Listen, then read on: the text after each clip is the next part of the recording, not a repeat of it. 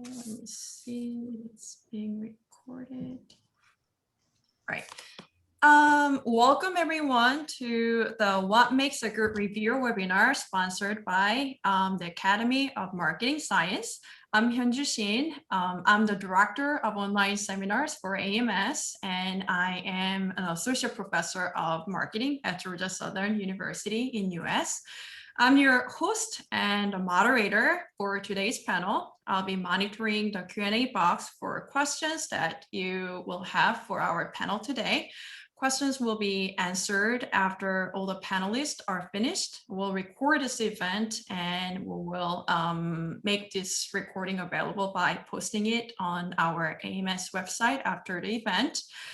So today's webinar covers two important topics. One about how to serve as a good peer reviewer to the academic community, and another about how to respond to the reviewers' comments as an author for successful publication, which I believe will resonate with all of you. So we have expert panels with varying experiences as prolific authors, journal editors, and members of editorial review board. All of them are also active members of AMS. Here is our agenda today. In part one on how to serve as a good reviewer, we have OC who will begin with discussing how to do a good review, followed by Julie who will introduce Publins to document reviews, and Jackie who will discuss the review process from the editor's view. And then we have in part two on how to respond to the reviewer's comment as an author. Sharon will cover how to respond to review as authors. And finally, Deep about handling divergent reviewer viewpoints of review teams. Each participant will introduce themselves first and then share their experiences. Our first panelist is OC. OC. Welcome, and each of the panelists are going to try to hold things down to about 5 minutes so that we can have plenty of times for questions and discussion. And so we'll jump right into this. And again, I'd like to welcome everyone, especially those who are in other time zones like Europe and Asia, who may be going out of the way to attend this particular webinar. Well, first of all, being a reviewer is not just something you ought to do, it's something you have to do to be a good scholar. And sometimes I've heard faculty say, well, my university doesn't give me credit for reviewing. Well, I have a little story to tell you. If you want to publish, you have to review. Editors are very aware if you want to publish in their journal and they ask you to review and you turn them down, that when your paper comes in, it may not be viewed as favorably. It's the real world. As a matter of fact, I was at a Meet the Editors session at AMS, and a very prominent editor said, he asked the question, what would you do if someone turns down all the reviews and then sends a paper? And he said, I would send it to the toughest reviewers I have. So let's put reviewing in context. It's not just something that maybe you could do, it's something you have to do. So starting off, how to do a good review. We want to point out that a paper is the author's work. They shouldn't be micromanaged. You should not look at the paper and think, okay, this is not the way I would do it. They own it. And as you start off reviewing, this is what I have done for many, many years. I want to know what this paper is about before I get into the weeds. So I look at the title, the abstract, the keywords, introduction, conclusions. I don't like papers that don't have a good conclusion. That's just one of the things that, I like to look at to say, okay, what are they going to tell me in the end, what they found out? And it could be in a different format. It might be in future directions or, future research, but, what have we got here that's going to be useful? Then when you try to find out what they're doing, then you're ready to start digging into the weeds. Have you identified their research question? Any good research has got to have a good research question. There's a gap there, there's knowledge missing. And then after you discover the question, is it relevant? Does it really matter? Is it interesting? And then you start identifying what are the issues, the concerns, the priorities. So not all parts of an article are those things that you should really zero in on. You need to really zero in on the things that are most important as to whether or not in this first review before it gets an R&R, hopefully, does it have a promise? Can it make a contribution? Another important question to address is, when should you, if you ever turn down a review, when should you turn down a review? And that is when you really believe that you cannot make a contribution because you don't have enough knowledge. And that's not something that you really feel like you can evaluate. On the other hand, editors tell me that if you can contribute to some component of the article that's been submitted, such as you're a good methodologist and you can evaluate the methodology, or you know a lot about the theory or the concepts, go ahead and review and just say, I'm restricting my review to the conceptual components of this. I'm restricting my view to the methodology and the various instruments and scales that were used. You need to provide constructive, positive feedback, even if you plan to reject the article. All of us have received reviews that were too blunt. It's okay to reject an article, but you have to show some compassion. But you can be very blunt with the editor and let them know what you really think.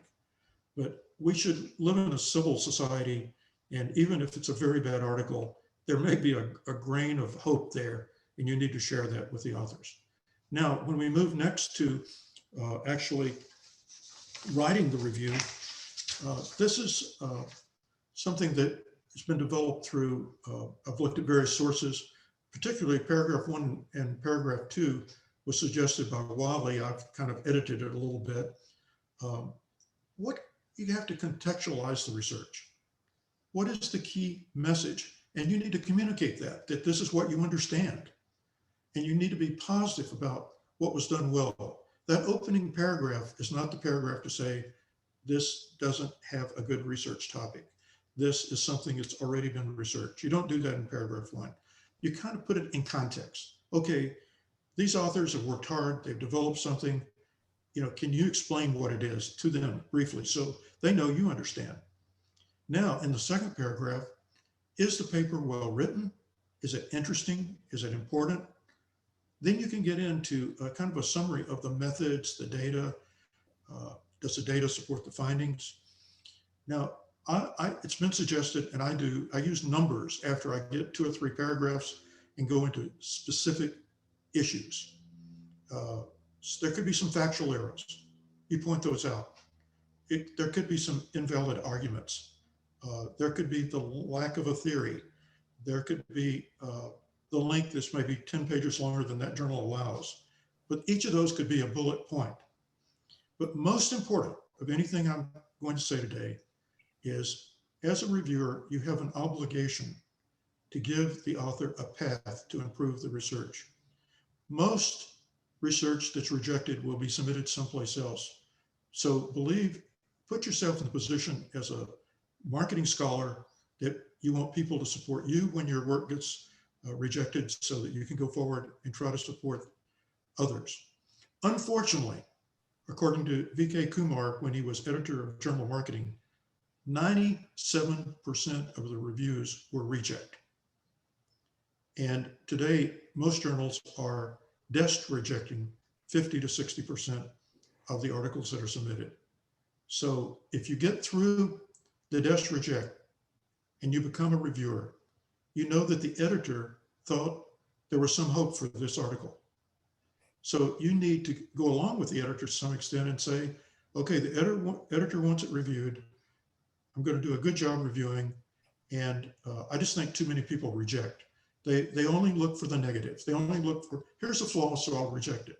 Well, is it a flaw that can be repaired? Is it a flaw that, can you give them a path forward to say, well, maybe they need to do another study. Maybe it has theoretical weaknesses. But for most of us, if we look at our articles after 3 revisions, they're far superior than they were when they were first submitted. So in general, I think that There are some good sources and that you can go to if you want to know more about actually writing the review or doing the review. And we have actually posted a 2021 Journal Academy Marketing Science article by John Holland and Mark Houston about the review process at JAMS. So thank you.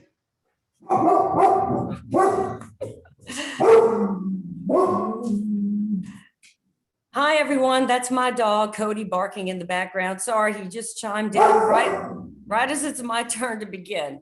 So I'm Julie Millard. I'm at Louisiana Tech, and I'm president of the Academy of Marketing Science. And I'm going to be talking about documenting your reviews. So first off, why would you want to document your reviews? Main reason is you might want to include this in your promotion and tenure dossier, to show your reviewing activity and your service that you've been doing. Another reason is to track your workload, just to, so you have some idea of how much time you are spending doing reviews. So let's move on to how to do this. And the best way I found is this website that's been recently introduced called Publins.com. I believe it's been around since 2017. It could have been around a little bit longer, but it's relatively new. And so Publins.com can verify the manuscripts that you have reviewed. And I'll be even more specific. It actually verifies each review that you do. So for instance, you might review one manuscript several times. They have several revise and resubmits. Publins.com can document each one of those reviews. So you may have several reviews for one manuscript. And the way it does this, or what's so great about this, is that Publins.com can allow you to share your review activity while keeping the manuscript information confidential. So you can share it, but what you've been doing, but the manuscript number, the manuscript title is not visible to those who you share this with. And this is, what makes Publins.com different from pre-Publins.com days, because before Publins.com, everything was sort of behind closed doors. It was sort of a black box in terms of what's been reviewed. Now I sort of got around this whenever I went up for promotion. I simply went to the journal websites where I reviewed, and I printed out the page with all the reviews I did, and then I basically took a Sharpie and marked out all the manuscript titles and the manuscript numbers, but that's a bit cumbersome, and that's certainly not something you would want to share on your, on your university profile.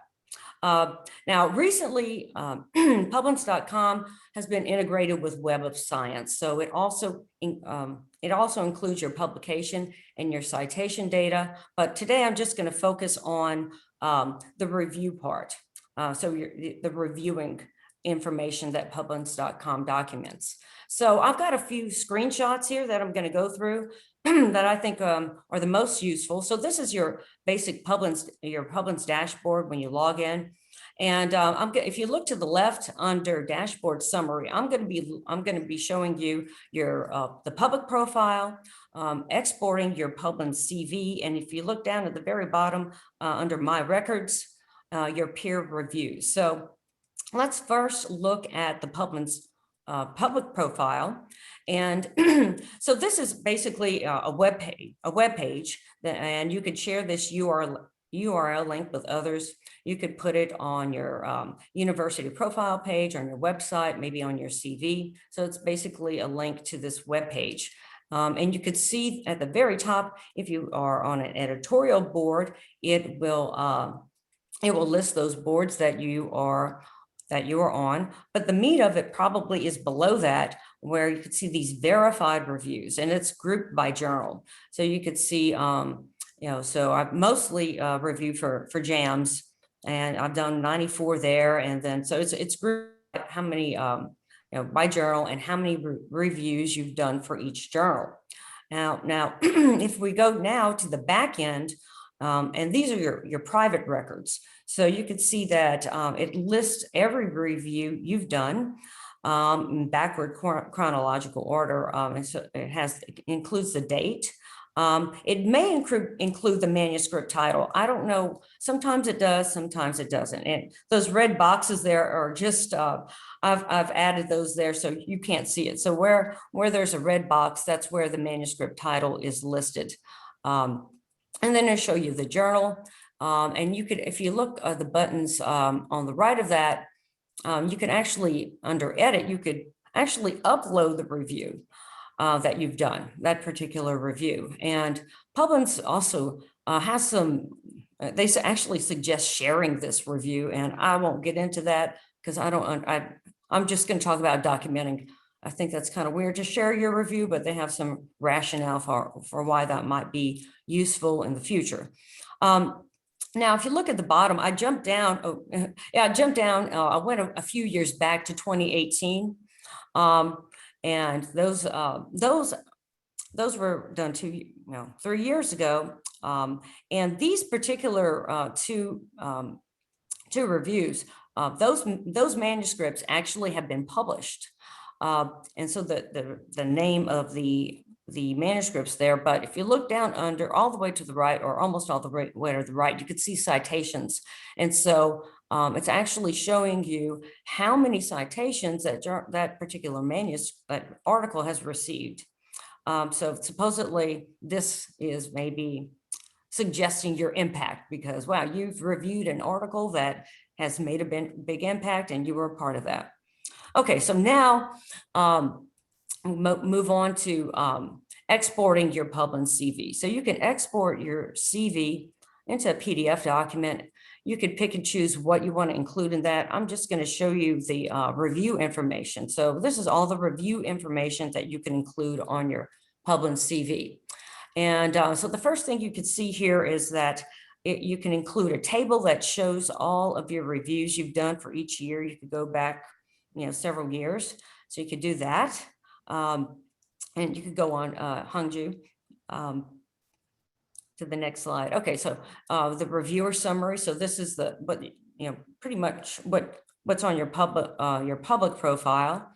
And then underneath that, it will list each of your reviews. So basically what you see on your back end, on your private profile, except it doesn't include all that other information, and particularly the manuscript number and the manuscript title. So just, when the manuscript was reviewed and for which journal it was reviewed.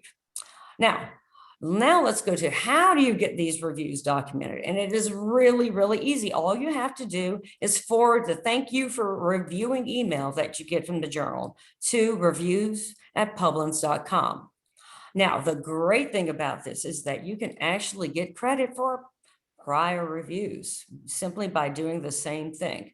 And if I pulled this from the website here, and here it says Publins users have added 2 million reviews to their profiles simply by searching their email inbox for thank you for reviewing emails. Now, hopefully you keep those. I keep almost every email, but I was able, so this, I got on Publins in 2017. I was able to go back all the way to 2011 and I forwarded all those darn emails, and there were like 80. And so hopefully. 5 minutes. Okay. Okay. Thanks. All right. Now, one other way to get credit. Some of the journals they are linked.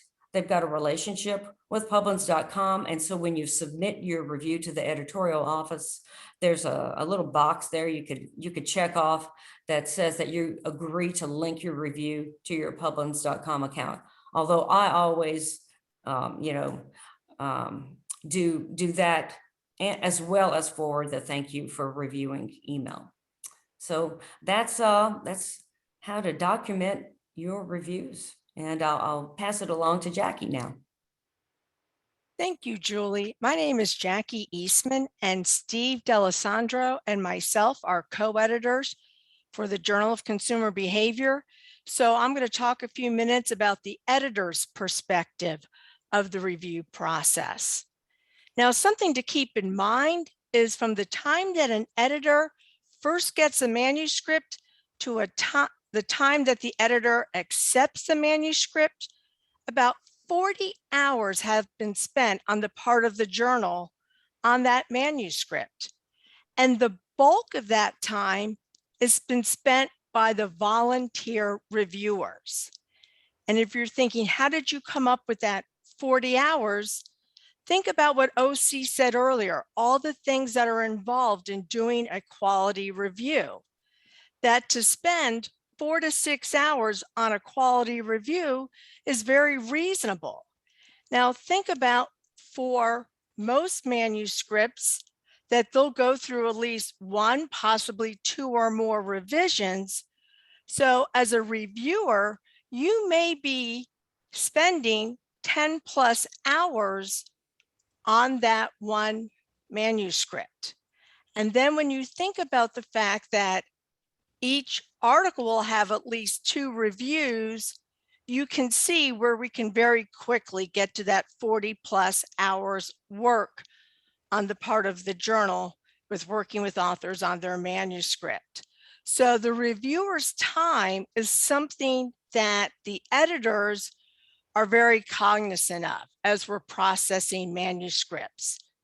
So before an editor even gets the article, there'll be someone in the journal office doing basic checks of originality, word count, formatting, and then it goes to the editor.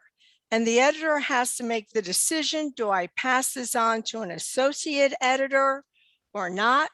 Then the associate editor has to make that decision of, do I send it out for review or not?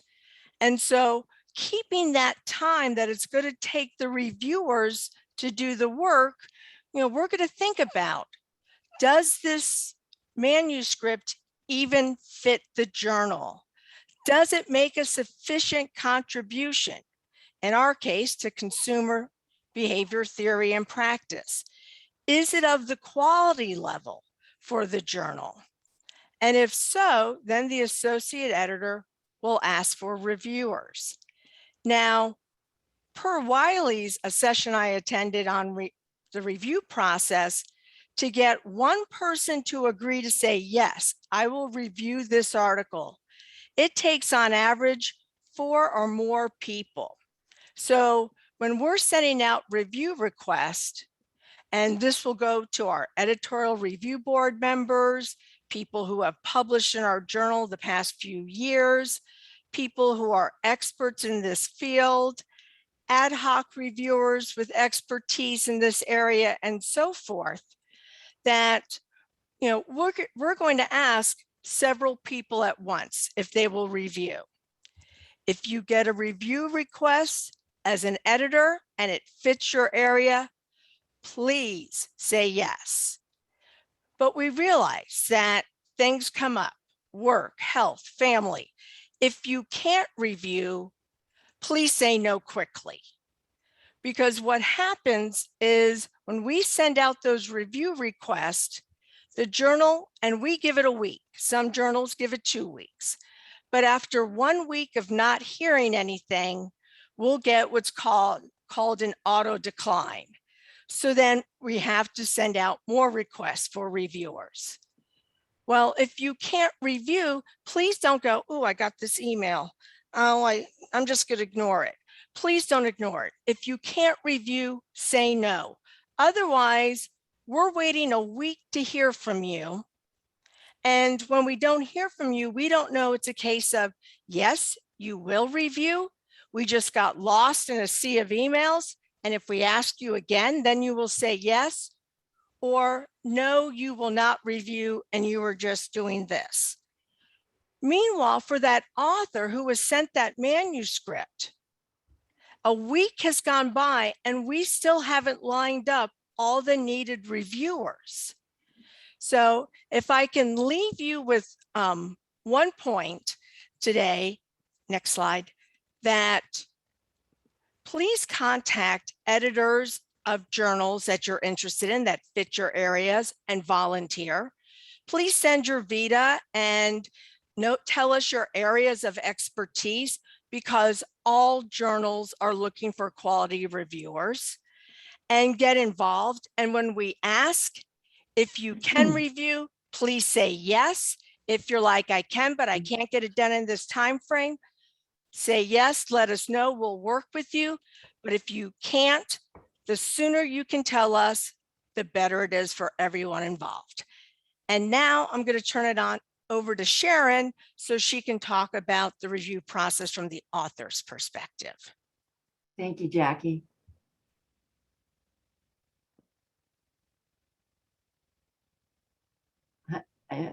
There we go, back on the screen. There we go. There we go. Thank you, Jackie.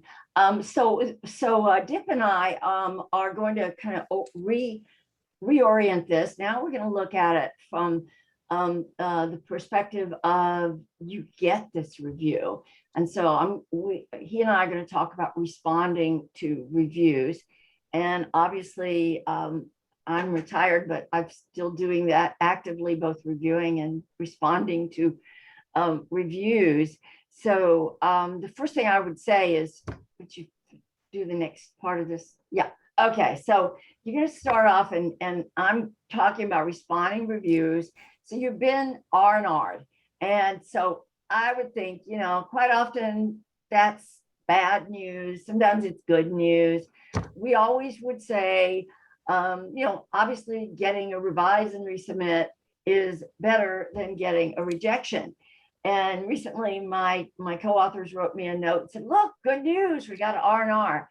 And, you know, sometimes an R&R is good news, but sometimes it isn't. Like if you're on the third or fourth round, it starts to get pretty old and you're like, I just as soon, you know, let this go and take it somewhere else. But it's always important to try to get that R&R back out. Most of the journals nowadays really want you to turn it around in 3 months. So even with new studies and that you might have to do new analysis, whatever, you're going to have to turn it around pretty promptly. So it's a lot of work. Next slide, Hanju. So the first thing you're doing is you're seeing this editor's decision, and the first thing you click on is, you know, whether it's rejected or whether it's got an R&R. And in the occasional case where they, oh, it's great, we accept it. That doesn't happen very often, but you're reading the editor's decision. And then what I would do is just have a cold beer, have a glass of wine, relax. You know, and I do this with a rejection as well, is I don't open the reviews right away. Because you kind of have to absorb what the editor's saying. And quite often what I'm thinking about is when they go, it's, you know, it's extremely risky, which seems to be, you know, 90% of what you get is with R&Rs, it's extremely risky. And you're like, oh, wow. And so then you got pages and pages sometimes of reviews. And so rather than just read them right away, I take a little break and then I read the reviews and I pore over the reviews. I read my paper again because I've probably forgotten what I've written, but I try to make sure I have the final copy that was sent in. And I read it, I read the reviews, or I might read the reviews first and then I read the paper again.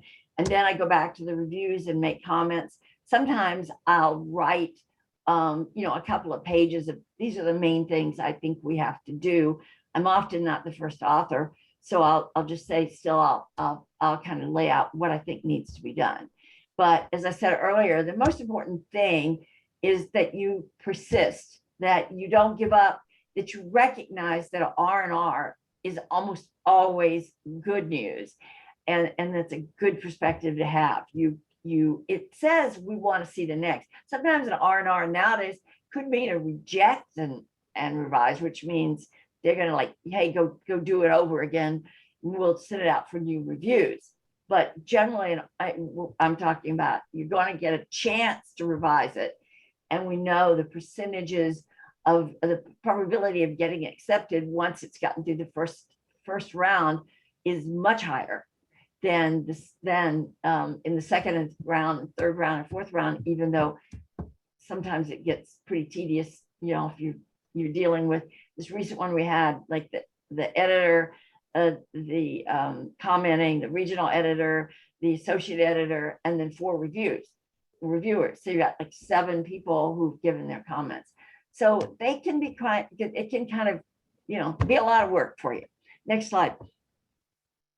So then first thing to do is, you know, we're home now mostly. So I do a Zoom meeting with the co-authors and we come up with a plan.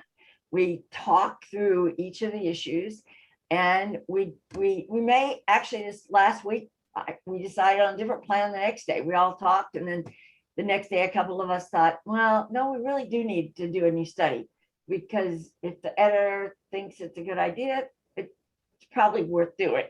And then begin execution, not of yourself, but of the paper. And I can tell you that that's for young authors, that's the hardest part, because you've just been told you've either got a rejection. I'm thinking rejections as well. You've been told it's rejected, or you've been told it's a risky revision.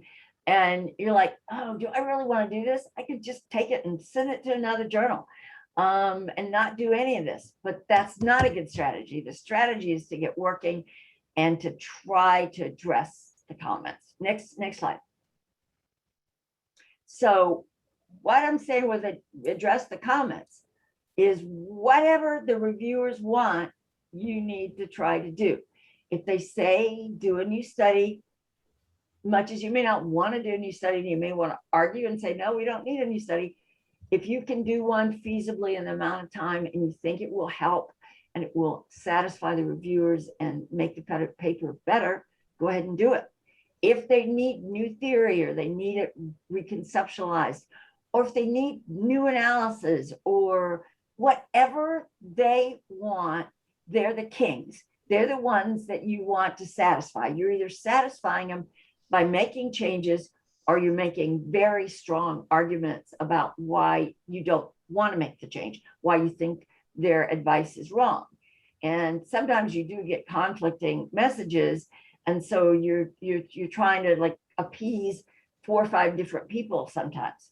But the main thing is that you need to do what you need to do, and you need to do it quickly. And then in terms of your responses, what I like to see, sometimes people do like a fancy table, and I really just like to see their comments, including the editors and AEs, their comments and yours, their comments and then yours, like theirs in bold and yours in non-bold, or the other way around. And, you know, the co-authors always talk about, well, how much detail do we put in the responses? And you know, I think quite often you definitely want to put the page number. You'll see our response. We've handled this response in this way on page 6. Sometimes you'll pull a paragraph and you'll say, well, you know, let's put that paragraph in here so they can really know what we're doing. And then all the way through the reviews, you might get to the third reviewer and you could say to the third reviewer, as you saw in review 1, we commented this way, and maybe you repeat it, or maybe you just tell them to see the previous comments that you made. But you know, you really need it to be promptly done and thoroughly done. Every author that I've talked to, great authors that I've talked to, say that quite often the best way to get it through is to get it back promptly, because your reviewers will kind of forget about the paper. And if you can if they let you take 6 months and you take 6 months, then they've probably forgotten all about it. So turn it around, try to get it back out. You know, recognize reviewers are really nice people. We have a hard time sometimes thinking that way because they've been very critical of our work. And it's one of the things you have to learn, especially as a new author, is that your work's going to get criticized, and it's going to be, each person might come up with totally different criticisms, or it might be fairly consistent, but you're going to have to accept that criticism gracefully. You're going to have to be nice and be positive. Don't get angry at what people say. Don't be antagonistic in any way back to the reviewers or the editor. You need to be nice and recognize that they're going to be sensitive about things too. If it gets rejected, this is a very important point. So it ends up being rejected next round, following round, is to treat the reviews that you've received with reverence. what happens is you get mad, you say, oh, now it's rejected. I'm just going to send it to another journal. I'm not going to make any changes. Well, guess what? That next journal, some of the reviewers may actually be the same reviewers seeing it again. And they're going to go, I've seen this paper before, and these people didn't make any of the changes that I recommended. And so it's really important to recognize that reviewers, they may not know what they're talking about sometimes, but quite often they do, and they're going to help you make that paper better. And so you need to try to make as many of those changes as you can, even before you get it to another journal. Next slide, Hanju. So I'm going to end with this word, persist. It's kind of it's the word I'm most eager to get across to people. Is it's very important to not give up, and you may get, you get an R&R again. It's generally good news. And you just keep getting those until it says, yes, this paper is great, we take it. I'm going to take a quote from the Lonely People Band. Don't give up until you drink from the silver cup. And that means get that paper accepted, and get it accepted at that journal or your second journal or your third journal choice. Don't give up. Thank you, guys. And I'm going to pass it off to Dip now, who's going to talk about divergent views. Thanks, Sharon. So if you cannot hear me, just let me know. I'll move my computer. So I'm a professor at University of South Florida in beautiful Tampa Bay. Nice weather today. So I'm going to build up on what Sharon mentioned about the review process. So what's happening now, and I think a couple of people alluded to that or even explicitly mentioned that review teams are becoming bigger. So when I was finishing my PhD like 15 plus years ago, we used to have 2 reviewers and the editor. I have a paper in 2006, 2 reviewers, 1 editor. That's it, 3 people. I had a recent paper, R&R, we had 4 reviewers, an AE, and editor, so 6 people already. One paper, a couple of papers, I had 3 reviewers in the first round, second round, one of the reviewers dropped out. They added a new reviewer. One time they added a 4th reviewer. So the point I'm making is review teams are getting bigger, and if it's getting bigger, there'll be different points of views. So there'll be like divergent viewpoints. So very often when you get a decision letter, hopefully it's an R&R. Even an R&R is a lot of work, and there would be a lot of divergent comments, different points of views. One thing to keep in mind is not all comments are equally important. There is an explicit hierarchy in place. So the editor is the most powerful person. Next is the AE, and then the reviewers. What does that mean? It means the editor can overrule the AE can overrule the reviewers, and so forth. So that one is more explicit, much easier. It's a little bit more tricky because within the review teams, there is a hierarchy. You as an author won't know that, but the editor and the AEs would know that. What do we mean by that? So when it's sent out to 3 reviewers, one of them would be like a super expert on that topic domain, like has a stellar record, like publishing, reviewing on that topic. And someone may not have a great record, might be a junior scholar. So their recommendations would be weighted differently by the editor and AE, sometimes explicitly, but definitely implicitly, if not explicitly. So for that, you need to look for subtle or not so subtle comments from the editor and the AE. A true example, I won't reveal the journal names. I recently got an R&R from a really good journal. So they had 3 reviewers, 1 AE and editor. So 2 of the reviewers wants the paper to go in a different direction than what it is now. And the editor was good. We want editors and AEs like that. So the editor explicitly stated, ignore reviewer X and reviewer Y. Go with reviewer A, like go in this direction. So that makes our job easier, because if you just look at the comments, they are totally different paths. It'll be totally different papers.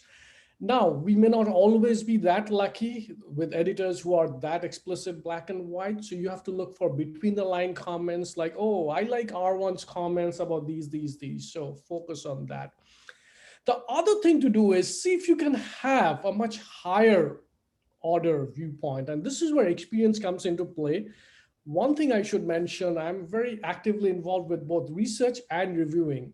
So one of the things to build up on what the previous panelists mentioned, if you want to get on the ERBs, you need to review for journals. So I review a lot. Like I rarely turn down any review request till recently because now I'm on too many ERBs, AEs, and other commitments. But that's how you get on the ERBs. So I can see both the author perspective and the AE and ERB perspective, or also editor in the past. So with experience, what you can do, and that's why you need someone like who is more experienced on the team, who can have a higher order perspective. So let's say reviewer X is saying, maybe the underlying process is excitement. It's a made up example. And reviewer Y is saying, no, it's alertness. So there are different points of views, but maybe there's something higher order. Maybe it's arousal that's linking the two. And that's where like a broader point of view makes sense. Hyunju, can you go to the next slide? Now, this one, I'll spend a little bit of time on this. I'm seeing this more often. So our assumption, or in an ideal world, the review team should be consistent across each rounds, right? So if they ask you to do A, B, C, and you do that, the paper should be in, right? No, not necessarily. They evolve. And to be fair, sometimes it's not totally their fault. Like when you make certain changes, other things come up. So you had a certain theory, the review team said, no, this theory doesn't work, use this theory, you have these studies. Then when you change the empirical package, you have the new set of studies, you have other issues that were overlooked in the first round.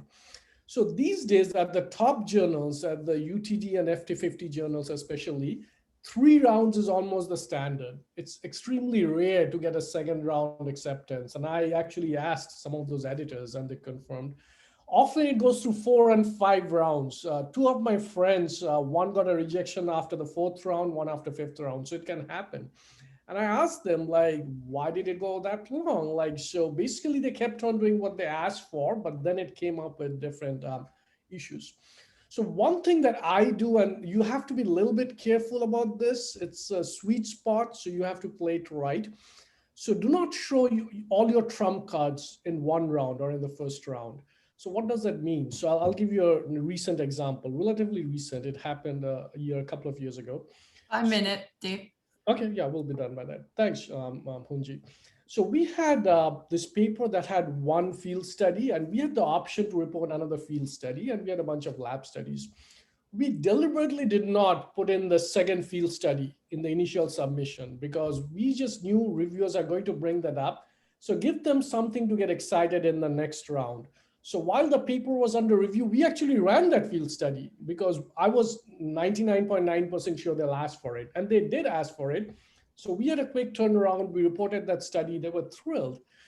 Now, you have to be careful. You need the R&R. So not reporting something special, if that gets you a rejection, that's risky. So it's a judgment call. You need to be more experience for that. And the final call, and again, you have to take a judgment call on this. Often when you get different points of views, decide what's best for your paper.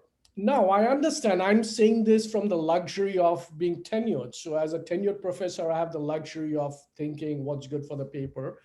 As a PhD student, assistant professor, sometimes you have to compromise. So you may think reviewer X is correct, but reviewer Y is having a greater influence. So go with that. But in the long run, I would say, forget giving weightage and other issues. Do what's best for the paper. And why? Because your name would be on that paper forever. The reviewers' names won't be there. So keep that perspective in mind. Thank you. I guess I turn it back to you, Honju. You're muted, I think. Yes. All right. Thank you so much for your insight. We've got several questions so far received, and I'm pretty sure all of you have access to it. I think first question should go to Jackie. Mike is asking if he reached out and sent his CV to the editor of the journal that he's interested in, or who he need to reach out to. Yes, that's a great question, Mike. Yeah, I would recommend sending your vita, sending your areas of interest to the editor. I know as an editor, I would greatly appreciate that. Now, not all editors, I can't guarantee all editors will react the same way, but I think particularly if you've published in that journal, I would definitely do it. But even if you haven't, if you're newer in the field, I would definitely recommend sending your vita with your areas of interest to the editors. Thank you. One more quick question. So Savisesh is asking, when we work on comment and resubmit to the journal, does it go back to the original reviewers or new ones? Ideally, it goes back to the original reviewer.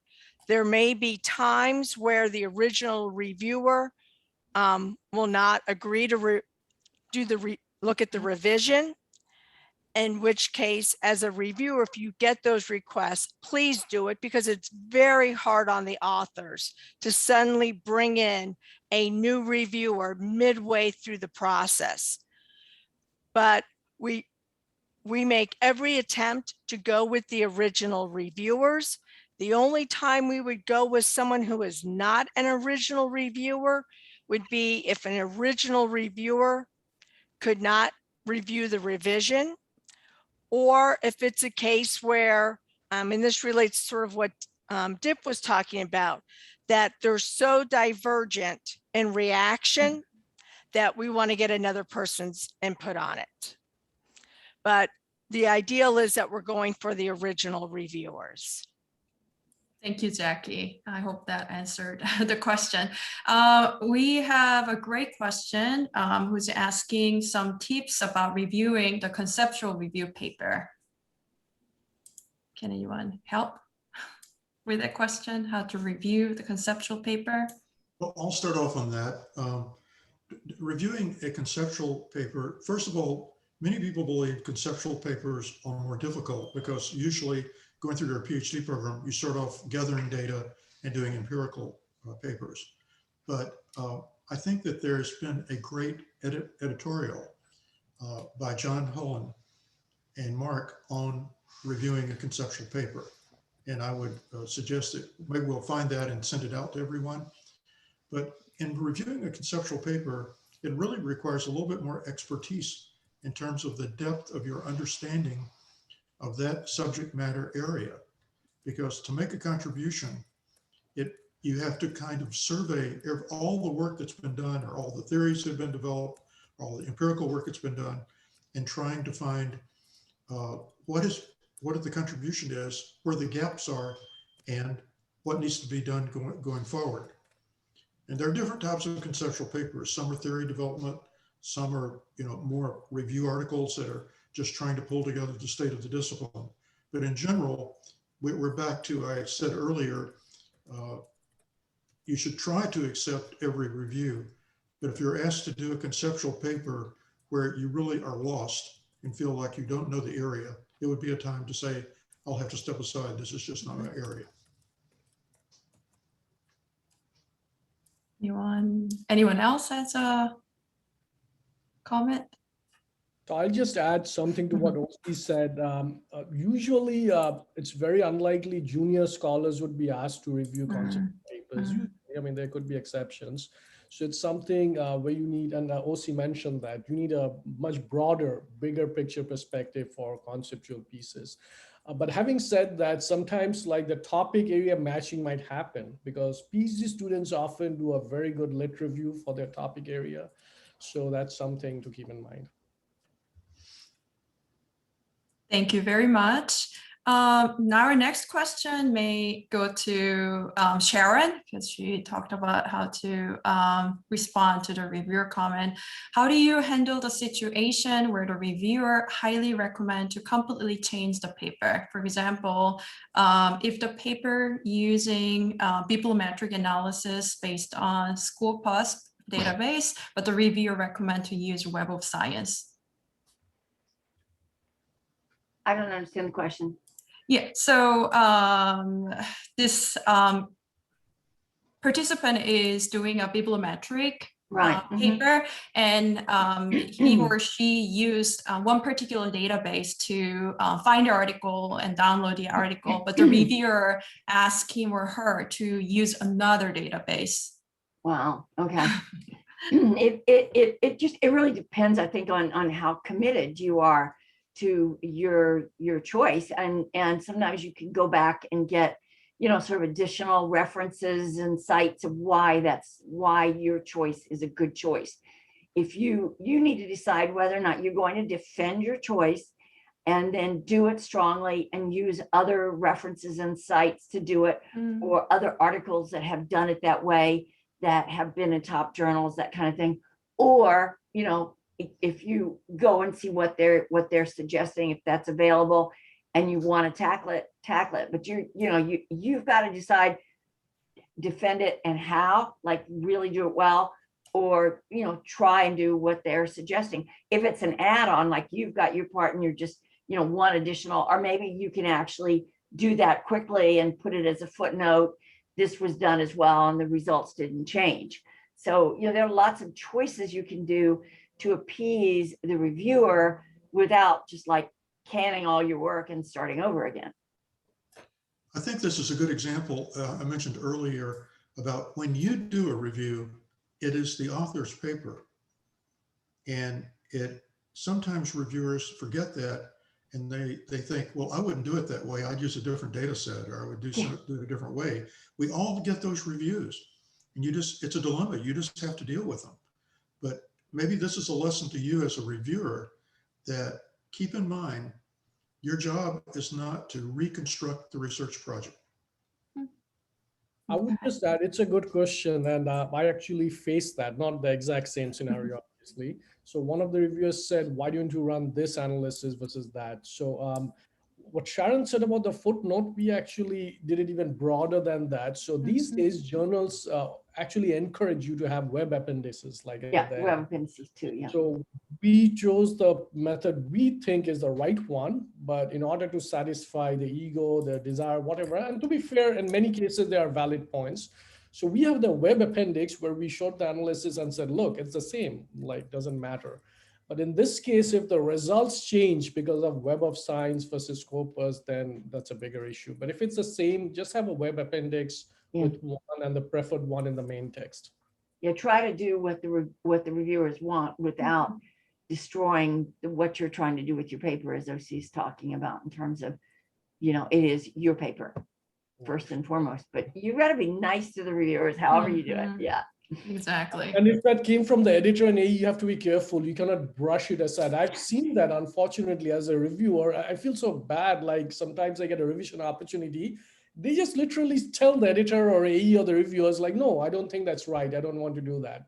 You don't have to do that, but give a solid justification. Yes. And I agree with those, it's the author's paper, fair enough. But the journal is run by the editor, AEs, and the reviewers. So at least be open-minded about their views. I actually have a question for the rest of the panel that pertains to his or her question.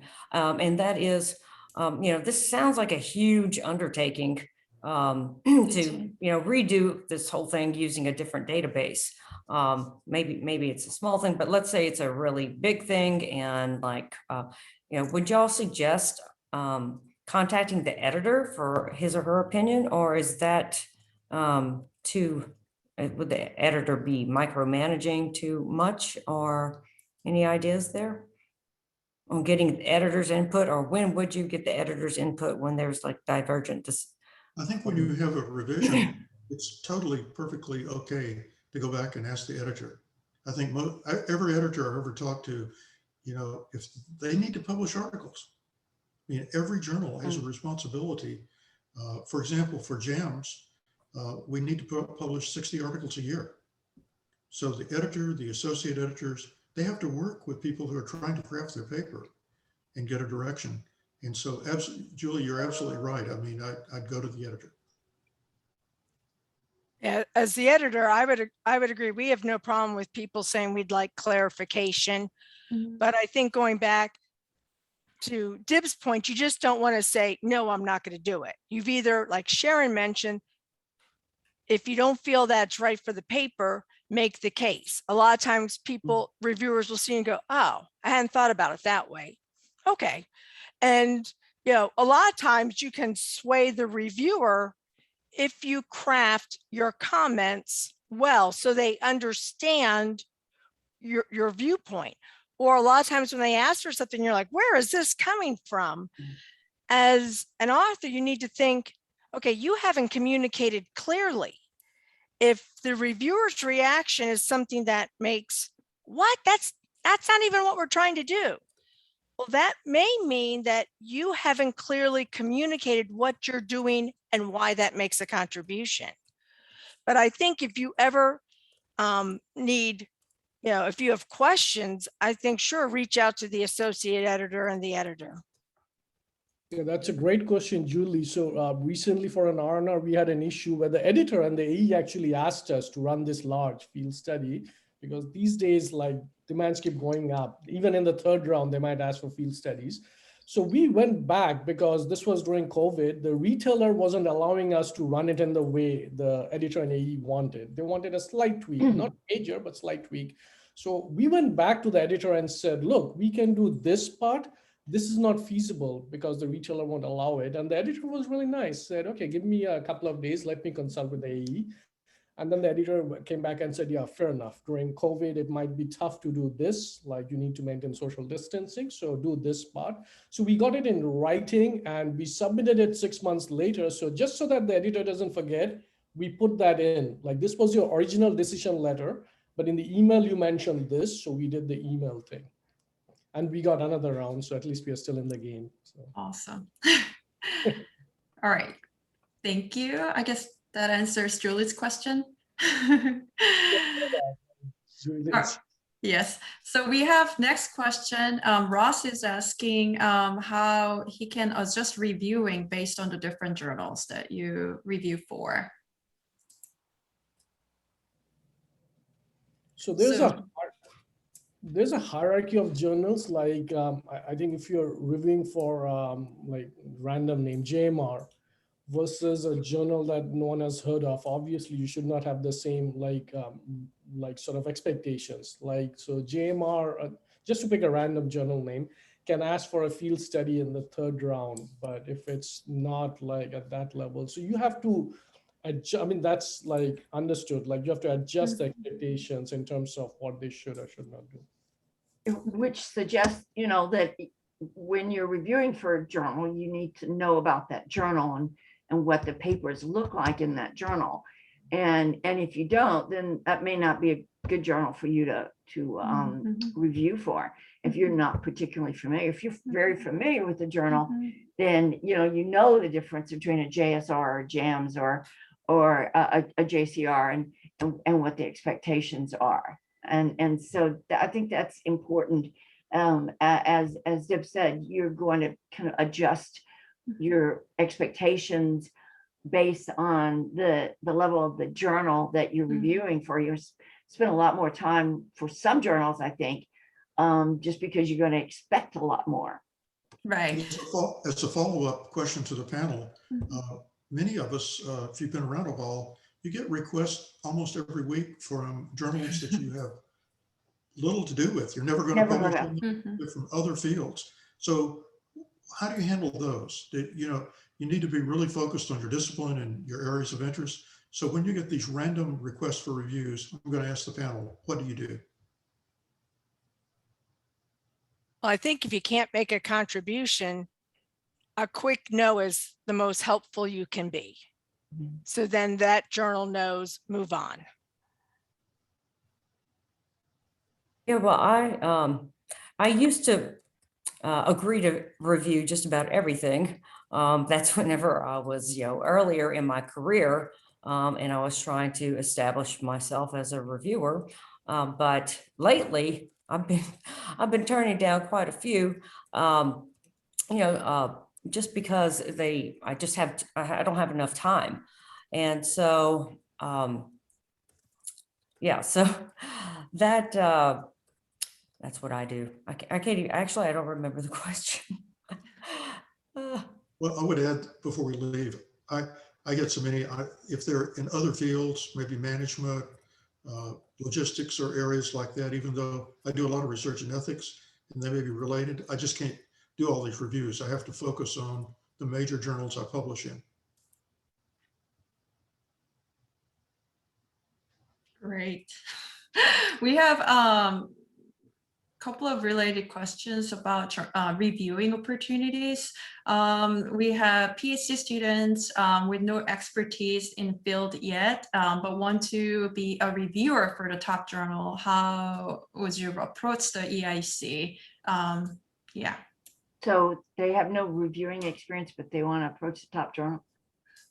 Well, I would always recommend for doctoral students to start with conferences and try to, usually you can actually review conference papers in your second year, third year, and you just kind of move up and you know, if you want to review, Jackie was talking some about, you know, how do you you know, get on a board. But you know, quite often how I would do that would be, you know, get somebody else who's on that board to write you a letter. So maybe it's somebody that has reviewed you for tenure and a promotion, and so they know your work. And I've done that many times. I've written letters to support other people. So send their resume and talk about all they've written 3 articles with your journal and done a lot of reviews and document. They can document, like Julie was talking about, the number of reviews they've done for your journal. And so would you consider putting this person on the board? So yeah, that's kind of you're going to have to go one direction at a time. Go small. Start with the lower, you know, the B journals, and kind of move up to the A journals in your pathway. It's not an immediate. You're going to have to be publishing in those journals really before you can think about having a major role with that journal. I'll just mention, I mean, if you are submitting to that journal and maybe making progress, but maybe you haven't yet published, then I think maybe the editors might consider you to review. I've done a lot of reviews for JM. You know, it took a few years before I started reviewing for them, but I've actually never published in JM. So it's possible you could review for that journal. I think the main thing is, are you submitting to that journal, and are you making progress on the papers you have submitted? If you get, you know, if you have had some revise and resubmits, then I think that for that in that journal, then the editor may then consider you as a reviewer. And something else, oh, go ahead, Dip. Okay, just a quick piece of information in case some of the junior scholars may not be aware of that. So I agree with what Sharon said, that top journals won't ask a PhD student to review, except JCR has a different track. They are not called formal reviewers, they are called trainee reviewers, but it's a good way to get recognized. So if you know someone who is getting asked by JCR to review, they can suggest someone, doesn't have to be their own student, could be any senior PhD student as a trainee reviewer. That's a good way to at least get onto the system. Just a like piece of information. Sorry, Jackie, go ahead. And I think I would just encourage people to volunteer. And that's why when you do volunteer, send your vita so the editor can look at it. So the editor can look at, is there a fit? And if there's not a fit, they can, you know, say, gee, you know, we'd love to have you. Could you, you know, get back in touch with us in a couple of years? Or gee, let's try you out as an ad hoc. Ad hoc, yeah. What we do with our ad hocs is at the end of the year, we ask our associate editors, can you recommend ad hoc and ERB members for reviewer of the year? And then they'll nominate those ad hoc reviewers that have said, you know, they've done great reviews for us. And then, you know, our the AEs will rate the reviewers and we can check on that. And then we've invited ad hoc to be ERB members based on after a history of doing ad hoc reviews that are recognized by the associate editors.